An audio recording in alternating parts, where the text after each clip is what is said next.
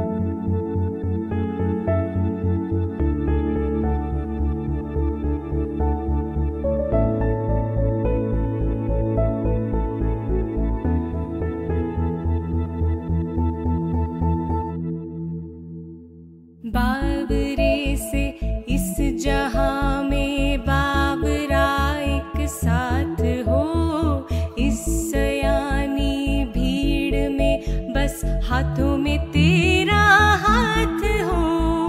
बाबरी सी धुन हो कोई, बाबरा एक राग हो। बाबरी सी धुन हो कोई, बाबरा एक राग हो। बाबरे से पैर चाहे बाबरे तरानों के, बाबरे से बोल पे थिरकना। बाबरा मन देखने चला एक सपना, बाबरा मन देखने चला एक सपना। बाबरा मन देखने। তো বন্ধুরা, আজকের আমার ভিডিও এই পর্যন্তই ছিল। আজকে আমি বিদায় নিচ্ছি। আবার দেখা হবে আবার একটা অন্য কোনো নতুন ভিডিওর সাথে। ততদিন আপনারা ভালো থাকবেন, সুস্থ থাকবেন। টাটা।